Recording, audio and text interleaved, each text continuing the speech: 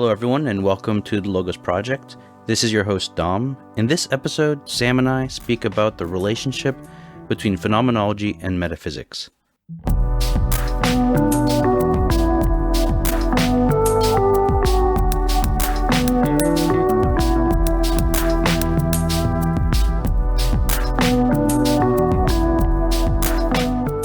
was I going to say? Oh, yeah, I want to get another headphone set because there's actually another hole here for it, so yeah.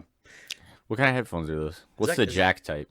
You sound great. Is that going to work? I've never seen that before. Well, so I turned it sideways so that I'm talking in, because these are directional. Okay, so maybe I should check if I have the right direction. Oh, you probably not if you're talking right into the tip like that. Yeah. You don't want to do that. Like this? So talking to the logo project. What about now? Oh, way better. Is it? Yeah. Yeah, that's why you have the little spit screen on there. So A, that keeps you from blowing into it, and B, that shows you where you're supposed to talk. Notice, was it 2 Sundays ago? I was sitting next to you, and I was like, Father's peas are pesky. You know, those pesky peas. Pesky peas. Yeah. And you're like, Dom, you're becoming a podcaster. This is great. Oh, yeah. That's Something like that. Yeah. You have the ear for it down. Yeah. And I only have like 32 episodes, and it's been, 7 months? Well, we recorded probably 50. Don't tell the audience. Anytime I say anything smart, he deletes it. There was one episode, like, you were on your game, and I was like, this is not going to fly. Yeah, that makes sense. It. You're like, You remember what it was about? No. I don't. Hip-hop? I don't either. Okay. Oh, boy. We should probably introduce. You want to introduce for us the show? Hello, everybody. Welcome to the Logos Project. I'm your host, Sam. Well, technically, I'm the host. You're the co-host. Don't steal my thunder, my guy. I'm kidding. I'm just kidding. All right, what are we talking about today, Dom? Well, I mean, it's what? It's tonight. It's past I figured. 10 o'clock. I figured. Don't tell the audience. We're not maniacs. Oh no, we are. No, I don't know. I just figured, I need to crank out some episodes. Honestly, so what's happened is that I'm towards the end of my semester, and so I'm kind of overwhelmed with homework. But as soon as this semester's over, I have a pretty big break, which means that I'm going to be cranking out a lot of episodes. Ooh. Well, it sounds like you just cranked out a pretty serious essay a little bit ago, huh? Yeah, so that's what I was thinking. I walked downstairs. I was like, Sam, I just finished this assignment. I need a break. Why don't we just talk about it? Sweet. I have just done the most unproductive 3 hours of building a spreadsheet, because that's what leadership looks like now. Yeah, right. And I hate that. The bureaucracy of the Marine Corps builds character. Yeah. But yeah, so the post was supposed to be, I think, 500 words, and it's a topic that I'm trying to understand, that I've been reading about and trying to gather my thoughts on. And the way I am, and I think this goes for a lot of people, is that you can make better sense of something if you start writing. So you writing it out, putting down the quotes that are relevant, and then structuring your sentences around those quotes, at least for me, it helps me organize my thoughts, and it categorizes things and builds a picture in my mind where I can see the whole, how the parts fit into the whole. Does that make sense? No, I absolutely agree with you. I think another thing to add to that too is that I feel like it keeps me kind of on task when I'm trying to, like you said, organize my thoughts. I'm like, okay, this is what I know to be true. Yeah. This is what I'm like kind of trying to figure out, and like how can I, Yeah. What if they make like an app, you know what I'm saying? Or like a I don't want to call it a word processor, because that's what I'm trying to avoid, I guess. But like Word, like Microsoft Word is not really the same. Like I feel like I need to like see it out. Like I need to draw bubbles, you know what I'm saying? That's why whiteboards, dude. I love whiteboard's the way to go. So when I'm teaching, I can do that well if I have something to write on as I'm teaching. This is another example of me where my mind works better when what I do is incarnational, right? Because if it's just up in my mind, I need to involve my body. Beautiful mind. With Russell Crowe. Yeah, nobody has any idea what you're talking about. You just... Oh, yeah. Speaking of which, I'll keep us on task. So what was your essay about? Oh yeah, so my essay has to do with continental philosophy, specifically the rise of phenomenology and what. Phenomenology? Yeah, What does and this have to do with dinosaurs? everything. Wait, what? I'm gonna get a joke. Nothing. Paleontology? I don't know a lot of words. Big words that start with P, I guess. Okay, fair enough. It's okay. I won't delete this one. You can be sure of that. So, just kidding. No, so it's supposed to be 500 words, but as I'm writing and putting things together, I'm thinking through how to understand this massive topic. So you just annoyed your teacher is what you're saying? Yeah, it ended up being, instead of 500 words, it was 1,200 words approximately. And I sent him a little apology, a message, which is, I'm sorry. I couldn't do it otherwise because I had to understand this topic. So I have not heard back from him yet, but that's fantastic. Hopefully he'll be okay with it, because last time I went a little overboard and he said it was great. And so I don't know. So early in my Marine Corps career, we had to write 300-word essays as like punishment. Because the idea was like they'd assign you all these essays right before you go to sleep. It was like, you got 8 hours of sleep, like go. When you wake up in the morning, you better have 3 essays written. And they had to be exactly 300 words. Oh, yeah. And it was like only the words that are more than 3 letters counted as a word. But anyway, it'd be like, this United States Marine Corps officer candidate on this day, 17 November, the year of our Lord. Like, I remember the year of our Lord. The whole first page would be like one sentence. That's how I got my 300 words. And here you are struggling to stay in bounds. Yeah, we're different people, Dom. We are different people. Well, it's really a fascinating topic that I think is the future of philosophy. Really, philosophy sometimes stagnates, sometimes goes backwards, sometimes goes down the wrong direction, or sometimes it goes through this incredible path. Like I think when you think of Aristotle's Metaphysics and what that's done for Christian theology, for example. Well, I mean, I would argue that with the Enlightenment, there was a wrong turn. And however, I do think that God uses, right, wrong turns to bring about greater, what am I looking for? Greater, not blessing, but like greater discoveries. So like blessing's kind of a good word too. Yeah, so it's like look blessing. At all the Hillsong United. If it wasn't for the So yeah, it's basically a blessing in disguise. Where with Descartes, philosophy takes a direction that I think is not just wrong, but it creates a lot of problems that end up going downstream and affecting culture and the way we think, and creating a lot of like even moral problems. So philosophy, we always think of like what nerds think about in an ivory tower, but that's not always the case. It oftentimes trickles down and becomes tropes, and it becomes ways of thinking that structure our minds without us even knowing it. Does that make sense? Yeah, and to add to that too, it's like you kind of forget where those things come from and the basis of those ideas. You cut the legs out from underneath of it, and it's like a plant growing with no roots. Like eventually it's gonna die. Like it's not gonna work. So you're talking more of a like actual good philosophy. If you cut the roots out of that, right, then you end up forgetting your roots, and basically it's like trying to stand on your own shoulders. Is that what you mean? Yeah, exactly. Okay. Because when I'm talking about bad philosophy, right, that too trickles down and affects how we think as a culture, and we don't realize that. And so, for example, like if you bump into the average person in the street and they're Christian and you ask them, do you have a soul? Not only will they say yes, but their conception of a soul will be kind of Cartesian or somewhat Platonic, although that's disputable, but I don't want to go down rabbit holes. But you mean disputed what Plato thought about souls? Exactly. Yeah. Well, before we get too far ahead of ourselves, do you want to give your definition of phenomenology? Yeah. It begins with Immanuel Kant. So Kant made a distinction between the noumenal and the phenomenal. And so for Kant, the noumena, I think is how he calls it. Let me double check.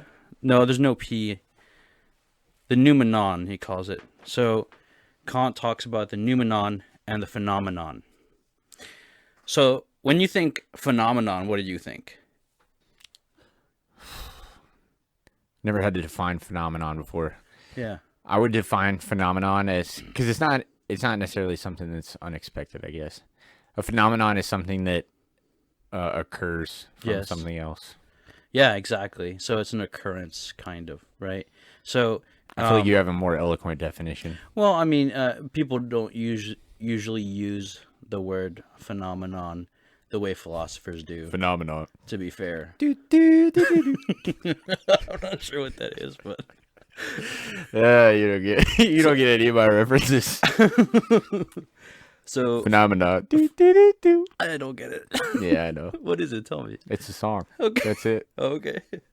Yeah, so phenomenon is basically an experience, right? So when we're talking about a phenomenological experience, we're talking about how something felt from the perspective of the subject. Is the key to like separate it from what's physical? Yeah, not necessarily the word physical, but what's real. That's an important distinction. But you're right. You're on the right track. Why is that an important distinction? Well, because some things are real and not physical.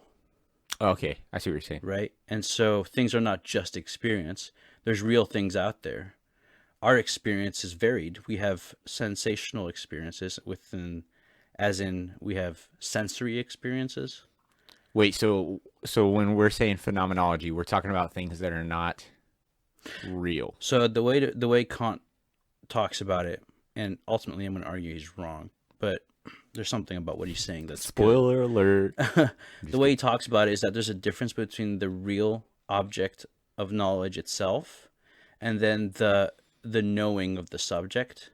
And so phenomenology is the experience of the object, and numerology is the object apart from our experience.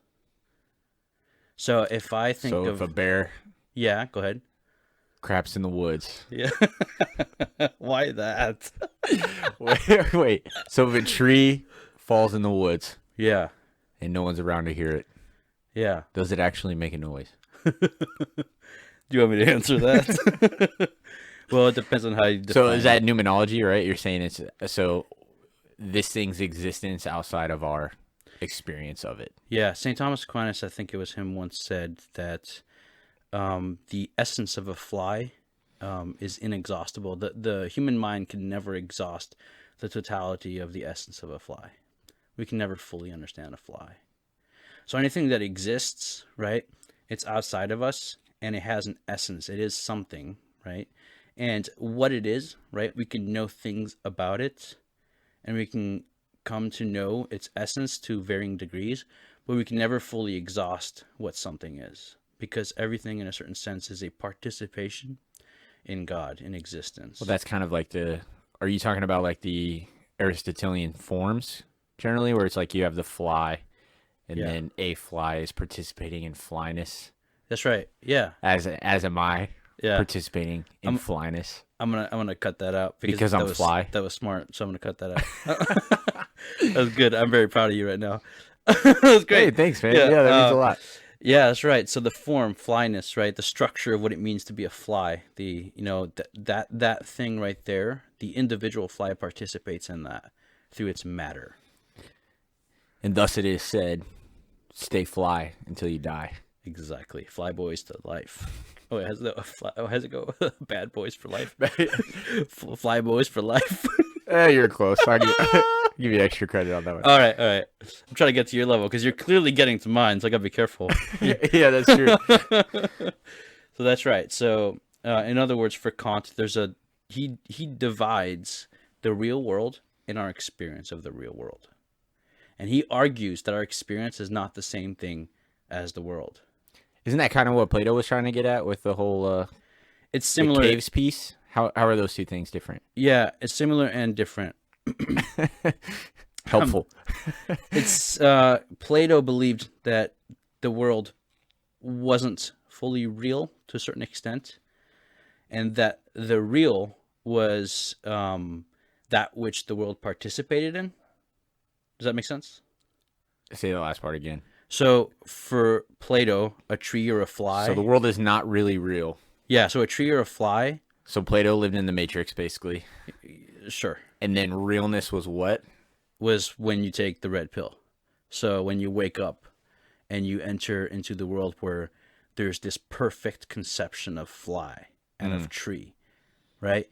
And so everything you see here on earth is like a shadow of the reality of the form tree, right? That perfect tree idea is being shadowed into our world. It's like a cave with a light behind the idea of tree, and the shadows of that tree on the cave wall is our experience. The reason why it's different from Kant, although there's similarities, but the reason why it's different is because Kant is saying that, no, the world is real, but we can't really know it. All we have is our experience of it. Oh, so that kind of makes sense, I guess. Yeah. Yeah, you're going to refute it, I know, but Well, not that really. kind of makes sense. Wait, so all right, so let's divide up again with that lens that you just gave us. What is phenomenology and what is numerology? Yeah, so the numerology, I don't Sorry, even... did I just say numerology or did I say something else? You said pneumology, I think, but like I don't even think you say numerology. It's just noumenon. It's a noun that I think Kant made up, or he might have taken. I mean, it says here in Kantian philosophy, a thing as it is in itself, a distinct form. As distinct from a thing as it is knowable by the senses through phenomenal attributes. Okay, so this is we are Yeah, viewing it basically through the lens of our own experience. that's right. So for Kant, like what I know about you, Sam, is like my experience of you, but it's not really you. So there's a divorce between. It's like kind of fair though, right? It's not, because what that does is it completely divorces us from reality, and so it makes it so that the subject becomes the determination of his own reality, and it's all about experience. Oh man, that sounds familiar, doesn't it? Yeah. If you watch the news. Yeah. So Kant is going down a dangerous path, because if you divorce our ability to know from the outside world, then I mean you can start to question the existence of the world, the existence of objective truth, the existence of anything really. And so all you have is the subject at the center of everything. Is this kind of the core of Where this comes from, or is this rooted in something else? Yeah, so I would start with Descartes. Descartes goes. He basically takes. He basically says that the only thing I can be sure of is that I'm thinking about what I can be sure of. Basically, I think, therefore I am. yeah. So what with Descartes, being right comes from epistemology, in the sense where he finds that one thing that we can know for sure. So epistemology is the branch in philosophy that deals with knowledge, right? So he finds that one thing that we can know for sure, which is, well, I'm obviously thinking about this right now. Like the world could be not real. There could be an evil God torturing me by this matrix or something. He could be deceiving me this whole time, right? I have no idea. And so I'm going to start with the fact that even if he's torturing me, well, I know I exist because I'm thinking about it. So there you go, evil God. You can't get me, right? So that's Descartes. The problem is he's starting with the subjective mind and its thinking, and then saying because of that knowledge, then I know that being is a thing, and namely I exist. So what he's doing is he's putting epistemology before metaphysics, metaphysics being the study of being. And so when Kant comes along and talks about the noumenon versus the phenomenon, he's basically building off of Descartes by saying that what we have outside of us is basically our experience of something. But we can't really know that something because of Descartes' principle of starting with epistemology and not the fact that the world is real. So, with Kant, like, the world is really kind of what I make it through my experience. So if I'm deceived, so in the real world, where common sense is something that we're right now going to take for granted, if I have a problem in my perception, some kind of distortion of any kind because of a circumstance that is internal or external, then I can decide that this is the truth because of my experience. Does that make sense? Yeah. And so, but if that doesn't match with reality, well, according to Kant, we can't know reality, so all that matters is my experience. And so if everybody has different experiences, Everybody has different truths. different realities. Yeah. And what that does is it it starts to take metaphysics and makes it crumble, because there's no correspondence between mind and reality. And so it undermines. So anyway, so the point being is that Heidegger shows up. I'm sorry, I should focus on Husserl. So Husserl, Edmund Husserl, He comes before Heidegger. Yeah, he comes before Heidegger. He is basically the father of phenomenology. He takes Kant's basically distinction between the noumenon and the phenomenon, and he basically wants to talk about what's in between the object of knowledge and the subject trying to know. Does that make sense? No. So between me and the tree, what's going on? In that process of knowing, what's going on between me and the tree? And so he talks about... What's he call that?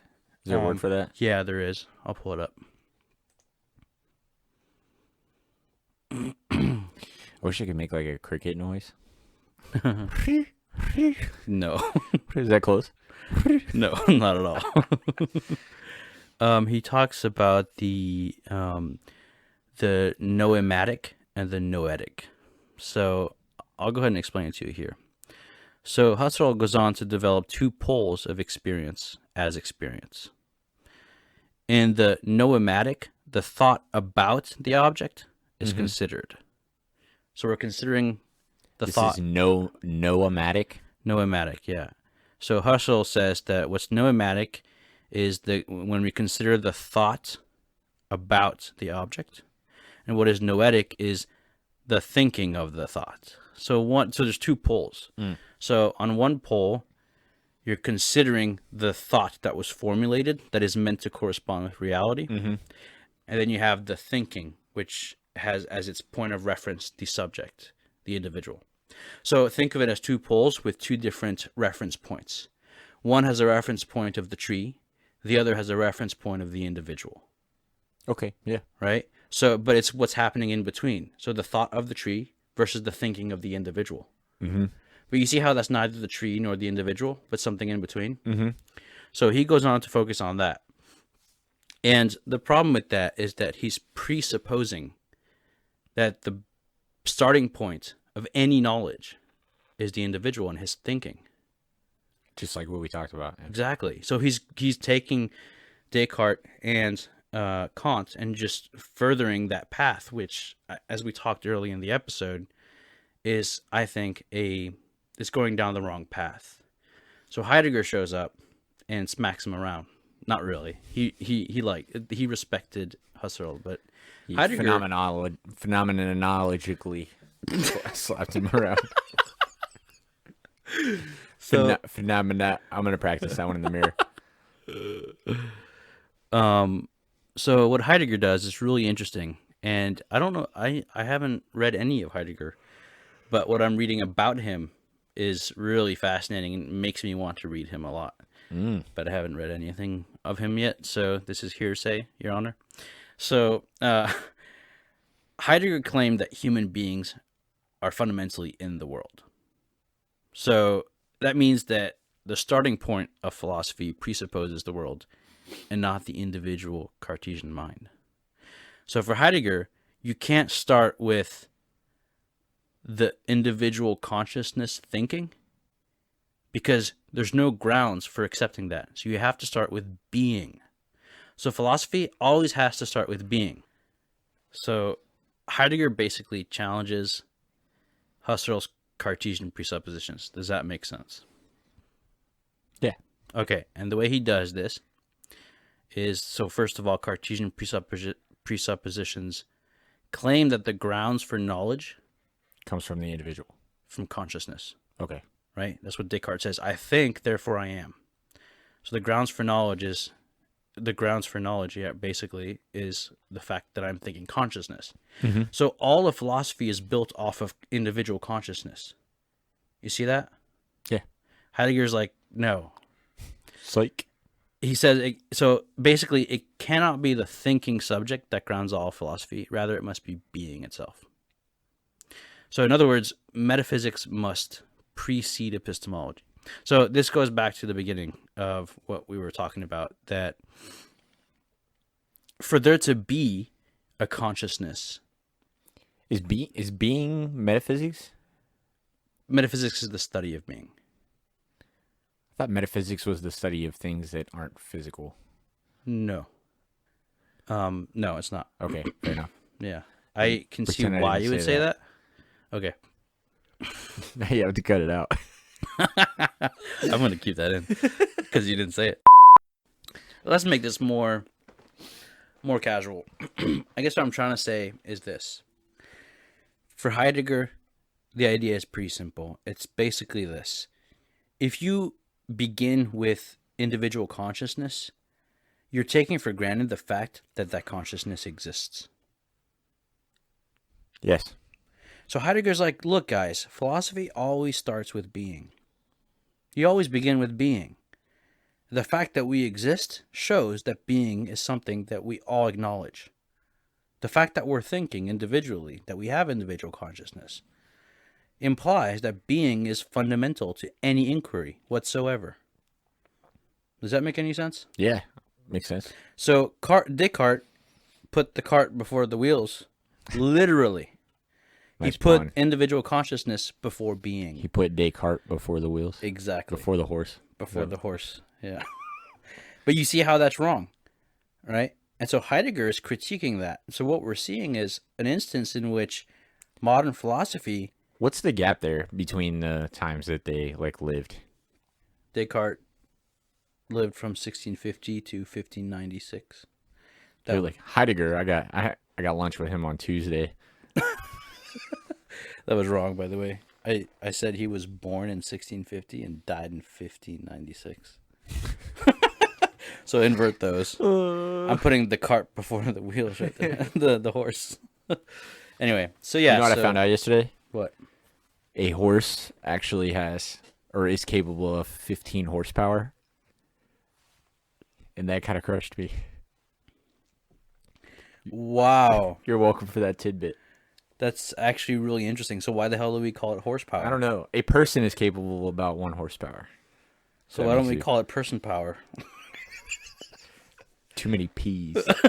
Those pesky peas. Those pesky P's. Anyway. Okay, so the idea is that Descartes basically put the cart before the horse, right? Heidegger's like, nah, guys, we need the horse for the cart to get anywhere. The horse is being, the cart is our consciousness. So now, what's fascinating about this is that you see how what happened was that Descartes started with individual consciousness and experience.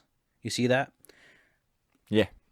Kant takes that and divides our experience from the reality of the world, because that's where that leads from Descartes, right?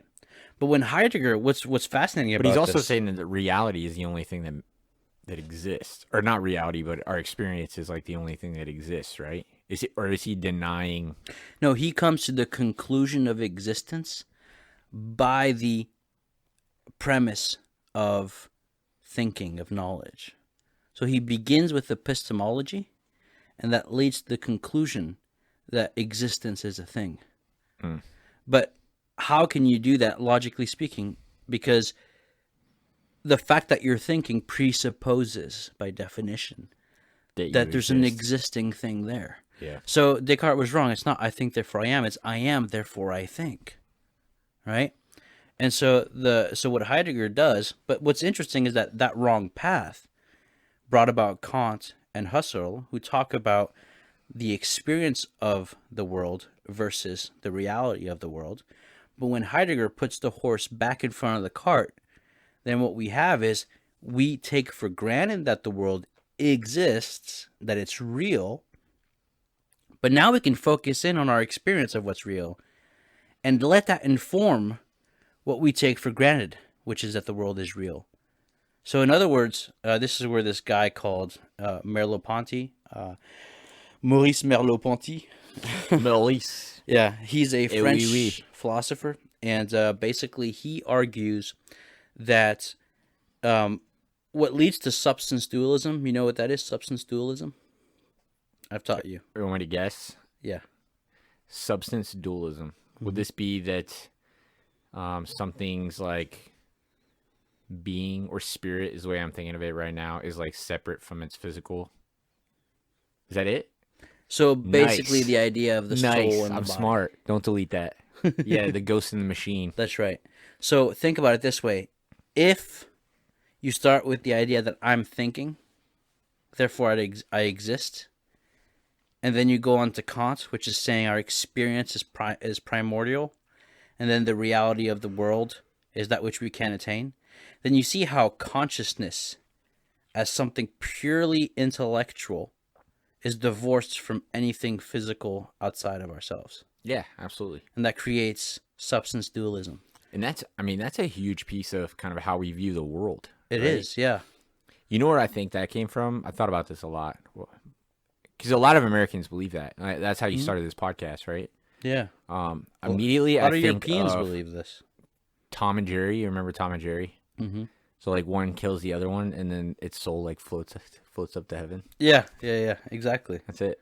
That's where it comes from. Yeah, That's where Tom and Jerry. my entire Childhood. my entire life is based Yeah. on cartoons. Yeah, Tom and Jerry. That damn Descartes perverted Tom and Jerry. That's it. That's it. The trickle down. Yeah. Yeah, exactly. I mean, I know we're joking, but yes. Anyway, but the thing is, when you put being back in its place, then what happens is that substance dualism doesn't hold up anymore. And what you have is the fact that man is in relation with the world. So I'll put it to you this way. So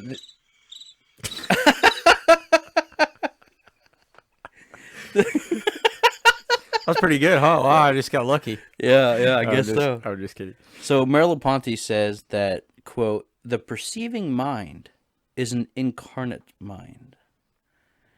I have tried, first of all, to reestablish the roots of the mind in its body and in its world. You see how that's what Descartes didn't do? In fact, Descartes took the mind and took it out of the world and therefore out of its body. But when Heidegger puts being back in front of, primary of epistemology, then Merleau-Ponty says that basically he reestablished the roots of the mind in its body and therefore in its world, going against the doctrines that treat perception as a simple result of the action of external things on our body, as well as against those which insist on the autonomy of consciousness. The point being is that you see how if we reestablish metaphysics as the ground upon which epistemology builds, then we undo substance dualism and we replace the thinking subject in the world in his body. And so what that means is that every time I talk to you, Sam, and I move my hands, or let's say I do something with my body, right? It's an expression. So when I shake your hand, it's not like I'm greeting you by using my hand as a tool to shake your hand as a tool. It's Dom greeting you. And the language that is spoken is the language of my body, right? So my mind expresses itself, right? Because it's embodied. It's not a mind in a body. It's an embodied mind. Does that make sense? Yeah, that's really interesting. Yeah. What are the implications? So outside of philosophy, what are the implications of that, you think? Should that change how we huge. view the world? Yeah, it has ramifications on sexuality, it has ramifications on gender theory, it has ramifications on individualism, like the bad kind that we talked about, not the good kind. It has ramifications on social order, it has ramifications on politics, everything. Give me an example of Okay. let's talk about the individualism. I'm just curious, an example. Yeah, so I'm having trouble seeing that. How I don't know. Yeah, if your mind as the individual consciousness is the basis for everything around you, then you can't really prove that there is anyone else but you. Assuredly. We're all NPCs. Yeah, except me. So it's called... because I think, therefore I am. I don't know what you're thinking. Think about it. If I think, therefore I am is the only thing I can be sure of at first, right? Then also, it's what we call solipsism. What if everything is like a trick, and I'm the only thing that exists? What if oxygen is a hallucinogen Exactly. and you're not here right now? Exactly. So one thing it can do is it creates this radical kind of individualism, where it actually lays the foundation for a metaphysics of personal construction of morals. So as long as you don't infringe upon my individualism, then I won't infringe upon yours. That's one example. Another example is that it divorces the person from the body. What's the consequence of that? I can sell you my body without selling you my person. Mm-hmm. And so when you treat my body, you treat it as an object, not as a subject. Because the subject is not the body, it's the individual consciousness. Which also means that my individual... I didn't think you were going to have such a good answer for that, question. It also means... fantastic.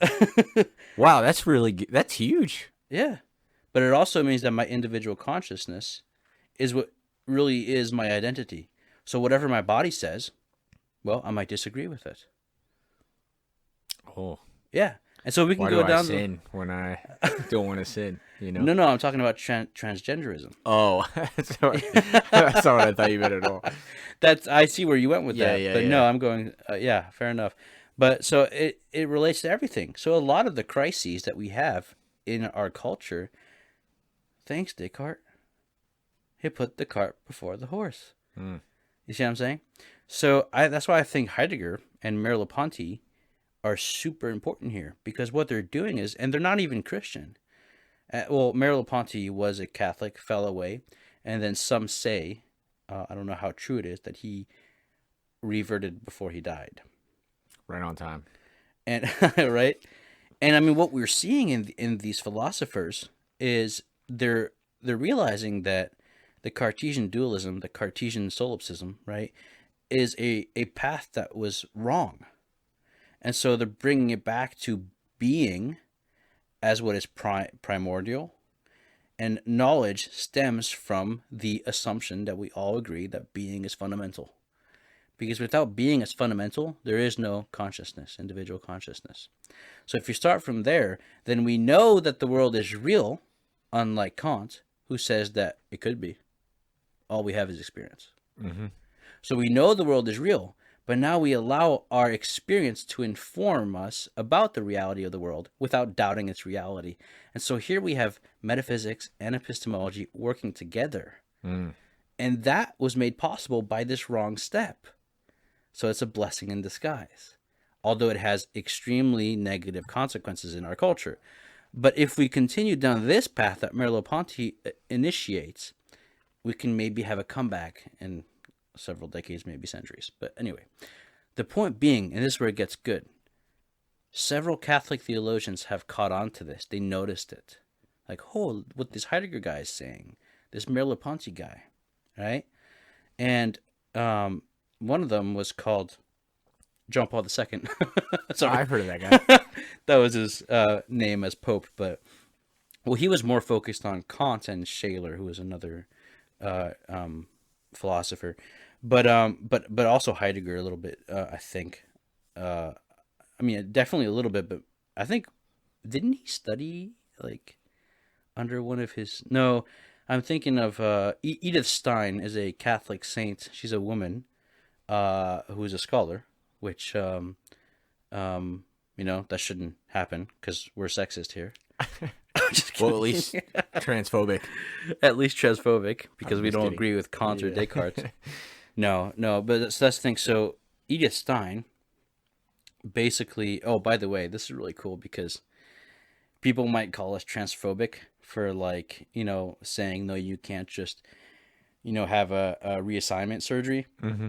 But then you turn to them and you say, well, you see, if you look at what Descartes said and how Kant built off of that and how Husserl, continued, but how Heidegger corrected that, and then Merleau-Ponty brought us back to what we can work with that is in accordance with Aquinas and and a lot of other previous philosophers like Plato and Aristotle. They don't expect that answer. They think that you're motivated by some kind of hate because there's a political agenda. But it's like, no, dude, I'm trying to think this through. right? Like this idea that you can reassign the sex of your body based on how you feel as a subjective conscious being, it comes from Descartes. Do you know that? No. Okay, let's talk about it. Okay. You see what I'm saying? Like it's no one's talking about it. I don't know if you're gonna get the word "okay" as a response to that, but Right. You're gonna I see say, what "Oh, you're saying. Yeah, yeah, you're using these old dead people. We know better now." yeah. They were probably white. Well, what about Heidegger? What about Merleau-Ponty? I mean, they were probably white too. But what I mean is like they're not those old dead people. They're rather recent philosophers who are reading Kant and Descartes and making their own contribution. So anyway, this is so the point being is that several Catholic theologians recognized that something was going on and stepped in.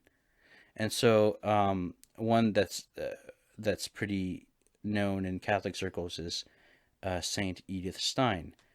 And Saint Edith Stein basically studied under Husserl. She was killed during the Nazi regime. She was killed at a concentration camp because she was Jewish. But she was this brilliant woman scholar who is now a saint of the Catholic Church, who basically studied specifically gender in phenomenology and how it corresponds with Catholic philosophy. And so that's fascinating right there. Also, a lot of the theology of the body that I talk to you about a lot, right, comes from John Paul II taking what is now referred to as personalism and marrying it and letting it right, marrying it and letting it be informed by Aquinas's metaphysics. So what he's doing is that he's grounding his phenomenology in being, in metaphysics, like Heidegger said we should do. And so what's happening is that these insights that we can gather from phenomenology, that's fine as long as you don't do the Cartesian move of getting rid of metaphysics. And so what we have here is people also like Joseph Ratzinger, who goes back and reads the New Testament in light of how the Jewish and the Christian way of thinking was, apart from the subsequent scholastic developments, although taking that into consideration, but also seeing how like the Jews themselves had kind of a phenomenological way of thinking as well. So if you look at Genesis 1 versus Genesis 2, and this is something John Paul II talks about, later on, not later on chronologically, but Ratzinger also talks about this kind of Old Testament phenomenology of life and death, which is a fascinating topic. But I don't want to get too lost into the weeds. The last thing I wanted to say is that with Genesis 1, what do we have? God creates this, this, this, this, and this. And he does so by saying, let it be so. The fact that goodness and existence are exchangeable, like terms, because they mean the same thing in a certain, they're different aspects of the same reality, shows that goodness and existence are one and the same, and God creates. So it's very metaphysical. God establishes the grounds in Genesis 1 of being, and everything that exists participates in that grounds of being, and it's irrespective of what you and I can experience of it, right? It culminates with man's creation, right? It doesn't start with man's creation. Yeah. It culminates in man's creation, and man is created as male and female in the image and likeness of God, and that is very good.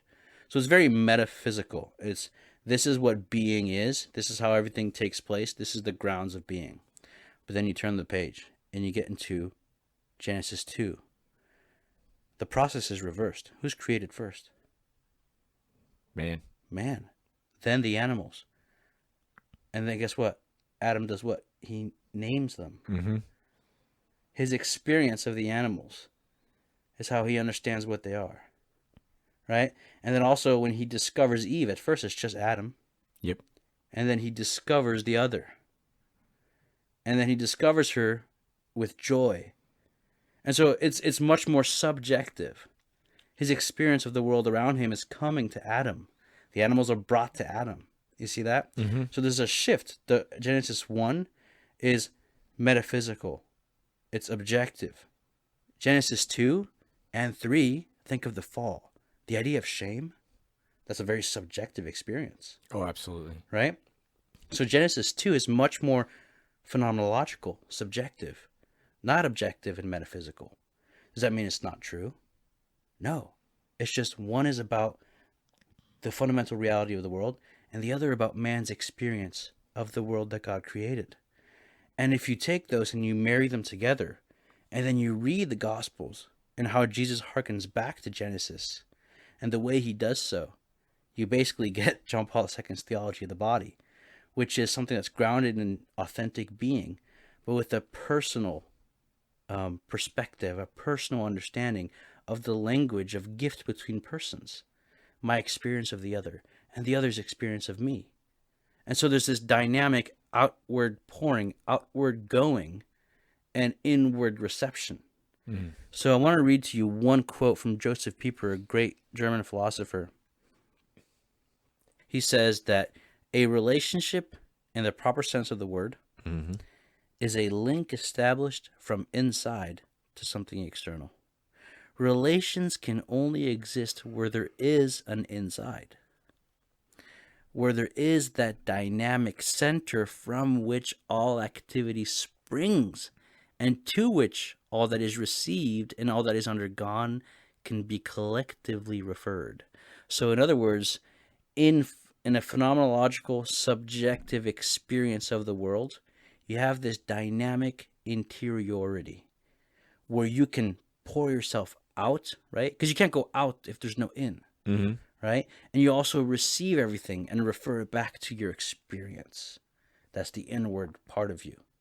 And so what Pieper is telling us, that relationship is only possible when there's things that have interiority.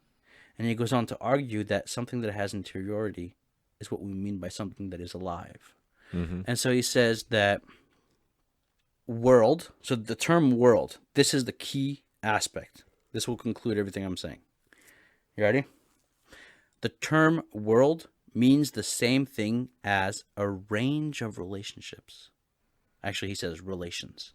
It's a range of relations. Only a being capable of having relations, only a being of whom inner as well as outer may be predicated, mm-hmm. and this in turn means a living being, has a world. So in other words, only living beings who have an inner life are part of a field of relations, of a world.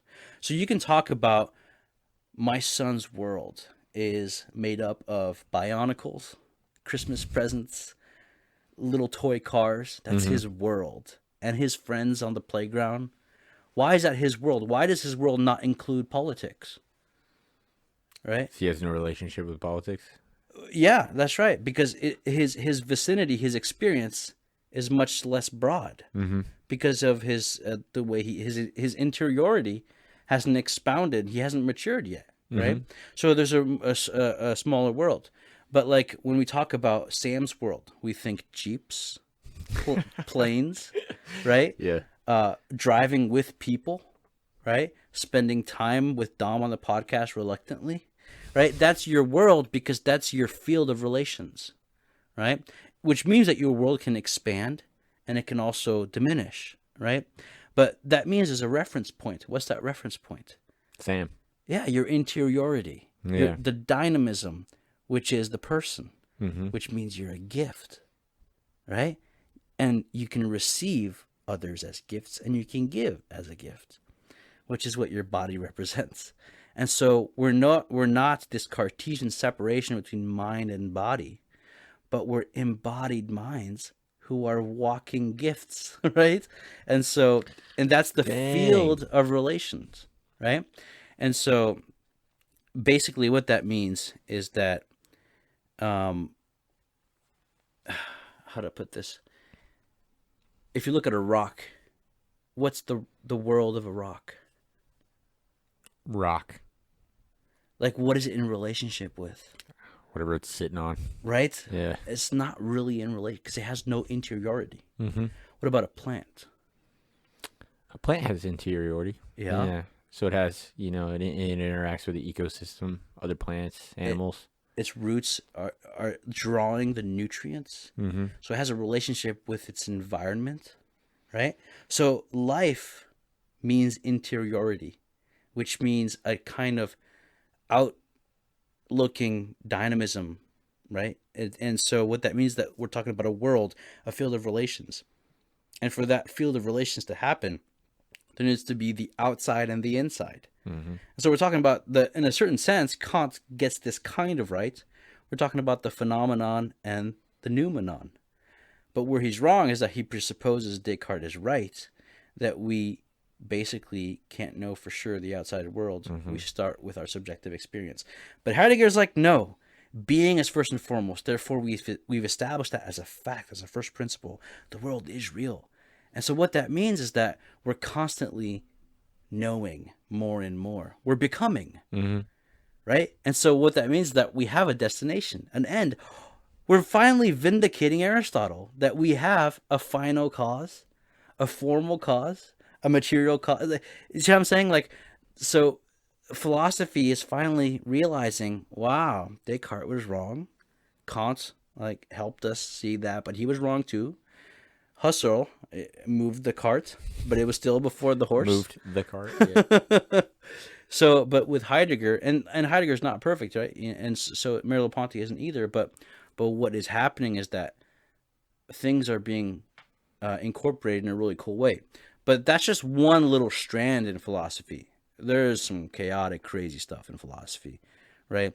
But all philosophy has some good to offer and some bad to offer. But unfortunately, the bad in modern philosophy outweighed for a long time the good, and we're suffering culturally the consequences of putting the individual and his experience at the center of everything. Yeah, absolutely. At the expense of being and objective morality and stuff like that, right? So it's all about so that's kind of like what I'm touching on in epistemology, and the idea is that, you know, when I read people like John Paul II or Joseph Ratzinger, and Robert Sokolowski is another one that he wrote a book called The Phenomenology of the Human Person. And he talks about a lot of this dynamism, this interpersonal communion. And it's like really the key word, if you want to understand Catholic theology, the key word is communion. Ooh. It is. Mm-hmm. Covenant and communion. It's the key word. Exchange of persons. This is actually exciting. So I'll end with this. This is actually exciting because it's only the beginning of a new path in philosophy, which is a focus on all the implications of the category of person. Because in scholastic philosophy, there's a little bit of a mention of person. Thomas talks about it a little bit. But mostly what we're dealing with is matter and form, or, Aristotelian categories, the logical categories. But now what we have is more tools to delve deeper into this concept of the person, grounded in being, objective truth, right? But we have more tools to understand what it really means to be a gift. And so entire vistas have been opened up in philosophy. And guess what? When you open up vistas in philosophy, what happens to theology? Even more. Theology gets developed even more. And then you go back to the scriptures with all these new tools, and you read them, and you're like, oh, wow.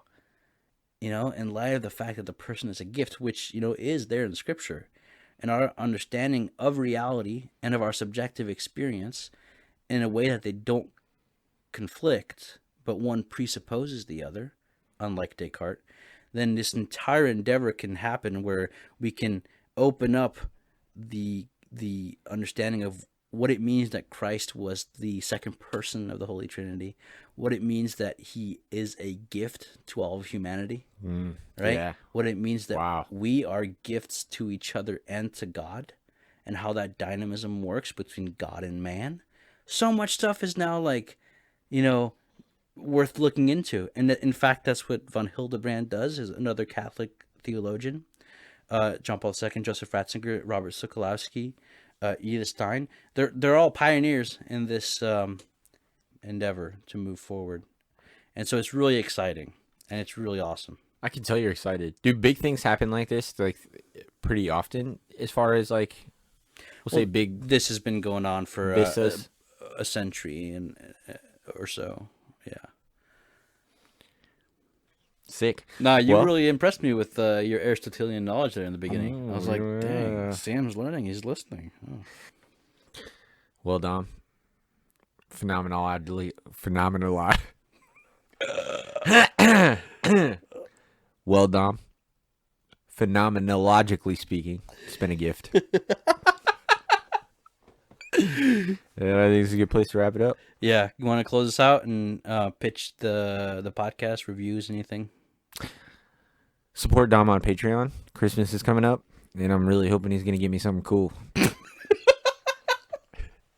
And he can't on a student salary, so I'm just kidding. Thanks for joining me, Sam, to talk about phenomenology and what it means to be a person. Yeah. Thumbs up. Leave a review. Unless it's a bad one, then just don't bother. Yep, 5 stars as usual. www.patreon.com/thelogosproject.